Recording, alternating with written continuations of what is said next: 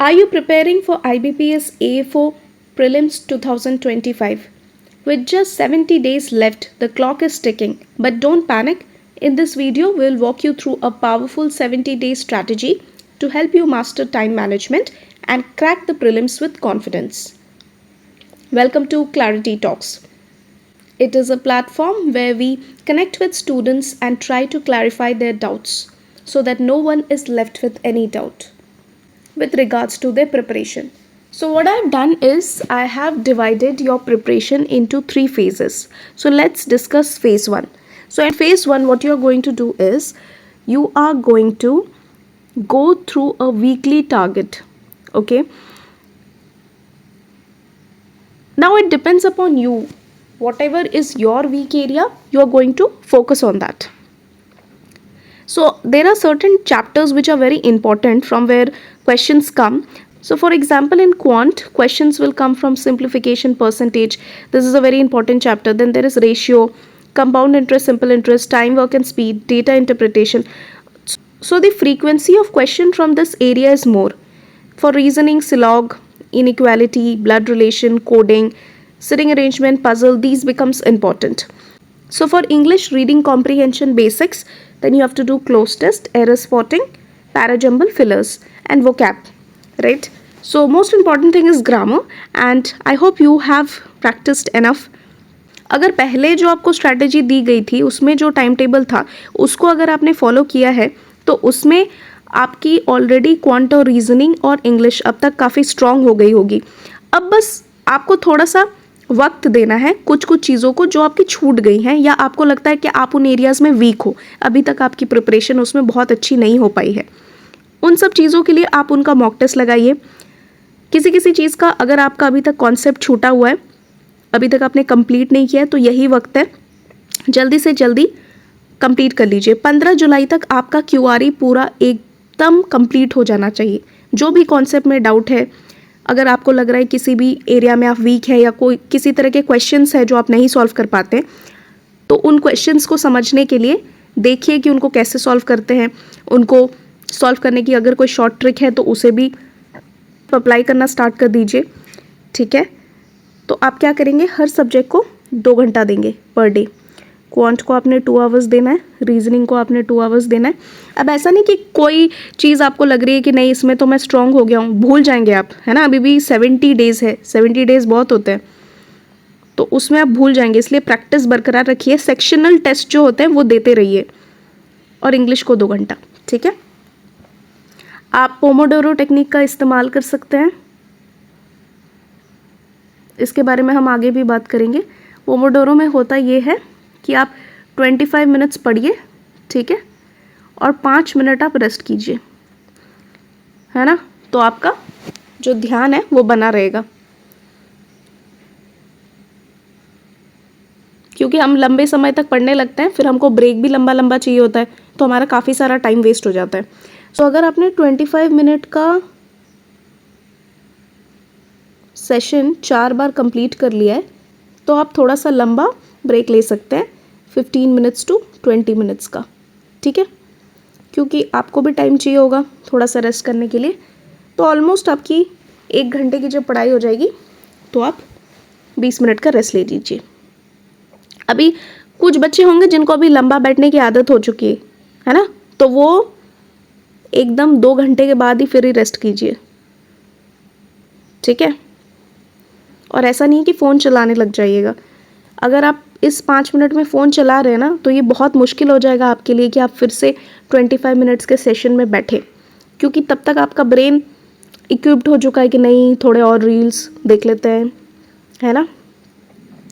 मेरी मानिए तो अगले 70 डेज़ तक तो आप रील्स वगैरह ये सब भूल जाइए, मत देखिए, है ना. ये बहुत ज़्यादा डिस्ट्रैक्शन पैदा करती है. आपको लगेगा कि अरे नहीं सिर्फ 5 मिनट, बट वो कब 1 घंटा बन जाएगा आपको पता भी नहीं चलेगा.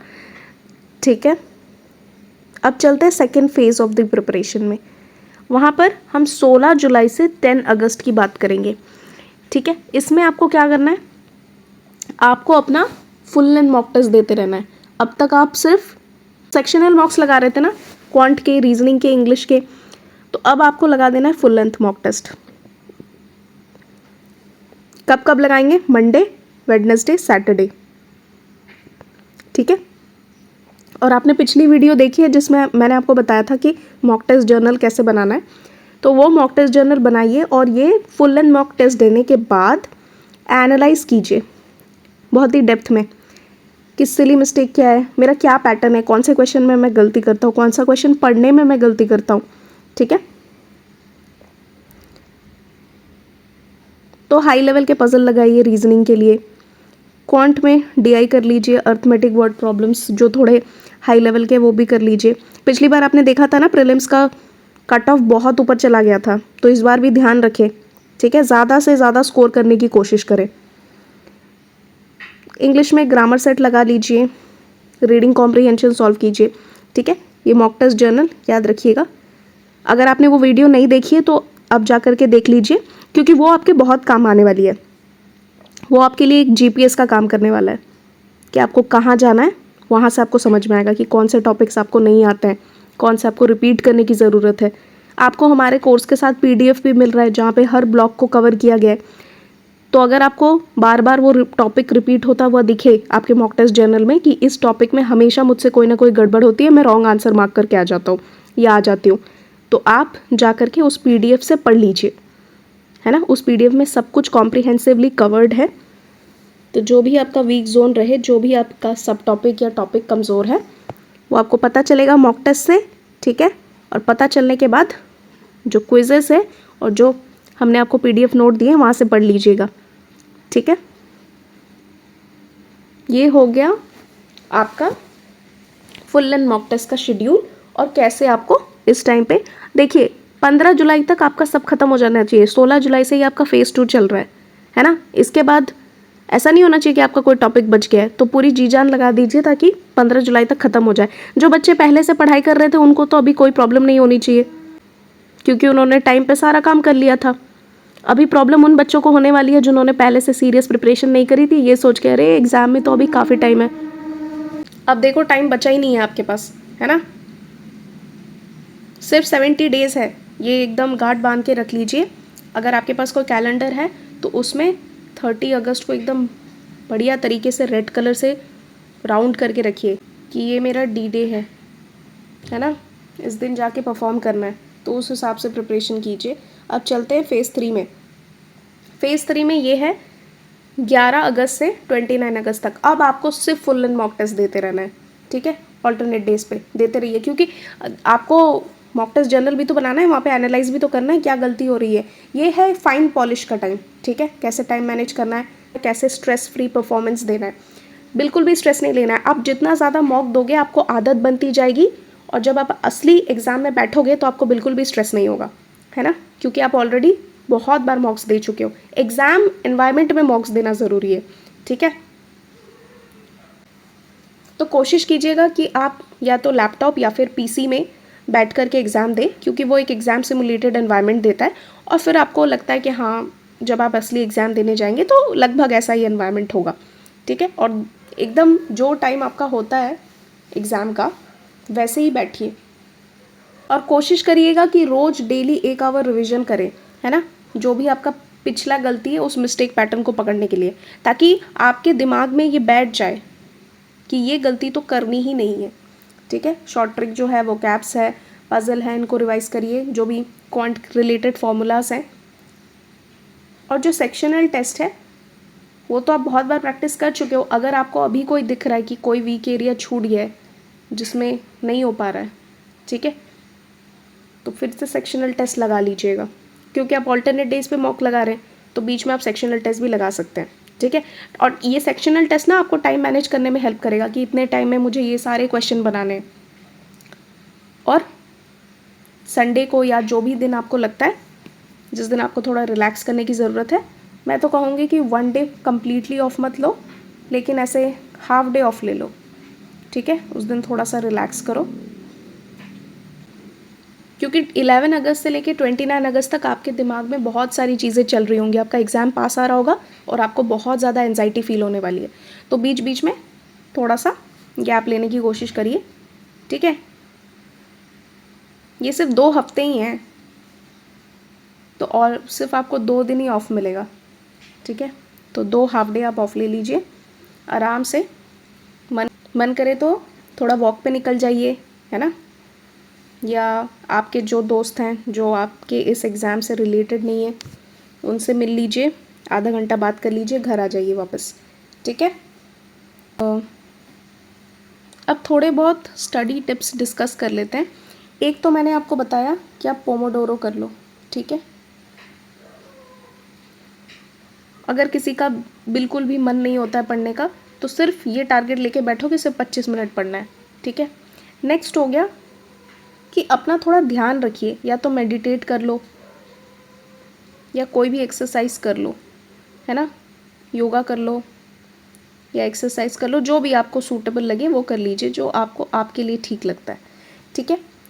और तीसरी चीज़ ये है कि आपका जो मॉक टेस्ट जर्नल है उसको देखते रहिए, है ना, उसको भूल नहीं जाना है कि हाँ एनालाइज कर लिया, सारे टॉपिक लिख लिए, उसके बाद उसको भूल गए। अरे बार बार उसको चेक भी तो करना है कि गलती हो कहाँ पर रही है ना, उस टॉपिक को फिर रिवाइज भी करना है पीडीएफ से, ठीक है।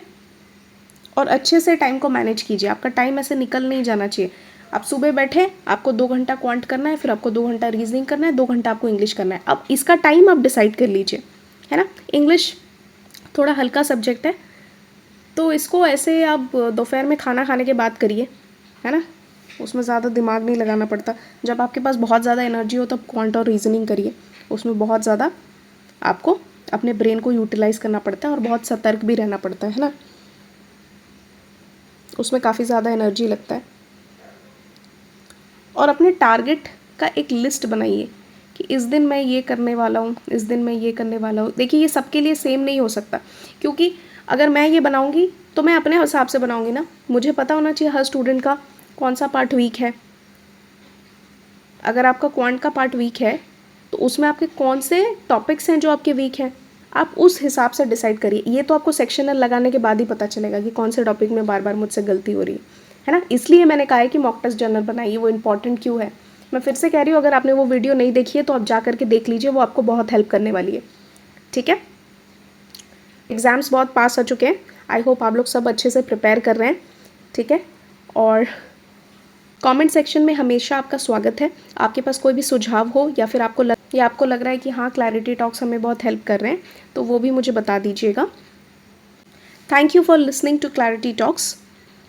If you're really liking this Clarity Talk session, let me know in the comment section so that I can bring more videos for you. If you have any doubt related to the preparation, that also you can comment down. For more such videos, subscribe to the channel. Join our initiative of IBPS AFO 24/7 test series by Clarity. In this test series, you will get daily subject-wise test, multi-level question, time-based QRE practice questions, weekly full-length test, and also detailed explanation. Along with that, you will get all the current affair related agricultural questions as well. Get yourself enrolled now.